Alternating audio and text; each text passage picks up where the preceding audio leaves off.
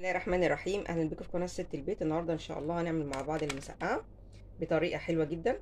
قبل ما ابدا الفيديو اشكر من داخل مصر وخارج مصر كل الناس اللي بتدعم القناه وربنا يوفق الجميع. بصي يا ستي، انا جايبه هنا قطه اقطعها قطع صغيره، والفلفل برضو اقطعه شرايح صغيره، والبتنجان نفس الحوار مش هقطعه بالعريض، هقطعه قطع صغيره، والبطاطس وهنيجي مع بعض. بقى نحمر البطاطس، نقطعها مكعبات ماشي، هنحطها بقى في الزيت ونيجي دلوقتي بقى نحط البطاطس اهي ماشي. حطينا كده البطاطس بقى تستوي ونيجي مع بعض. هنعمل بقى التقليه بتاعت المسقعه. انا حطيت فصين توم عليهم كزبره ماشي. نقلب بقى كده. الطريقه دي حلوه قوي يا جماعه، زي بتاعت المطاعم بالظبط ماشي. هنقعد نقلب كده بقى شويه الخل ماشي.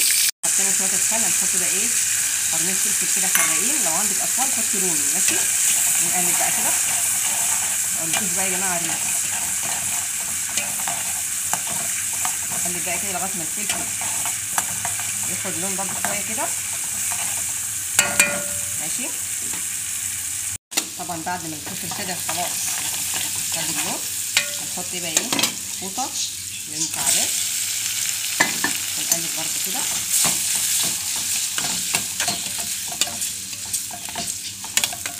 ان شاء الله كلنا شاطرين، بس الطريقه دي بجد بتاعت المحلات تعملوها احلى مسقعه تاكلوها. هنسيب بقى شويه القوطه تستوي شويه ونيجي مع بعض. طبعا البطاطس نقلبها، ما نسيبهاش بقى وننساها ماشي. نقلبها كده لغايه ما تتحمر، وبعد كده نطلعها.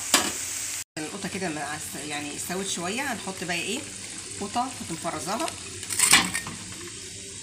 ونسيبها بقى تتسبك مع بعضيها ونيجي مع بعض. البطاطس نطلعها بقى ونحط البتنجان ماشي.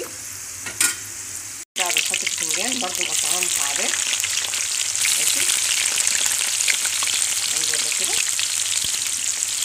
اعملوا بالطريقه دي يا جماعه، انا عارفه كلنا شاطرين، بس بقول للبنات يعني البنات المبتدئين الطريقه دي حلوه قوي بجد، كله شكر فيها ماشي. هنسيبها يستوي ونيجي مع بعض. شوف كده خلاص التقليه كده اتسبكت اهي ماشي. دي تاني طاسه البتنجان ماشي. نقلبها برضه كده. نفضل ده كده نسيبها بقى تتحمر شويه ونيجي مع بعض. خلصنا بقى كل حاجه كده، هنفضي بقى البطاطس والبتنجان ماشي على الصلصه كده، ونشغل بقى البوتاجاز عليها كده لمده 10 دقايق ماشي، ونيجي مع بعض.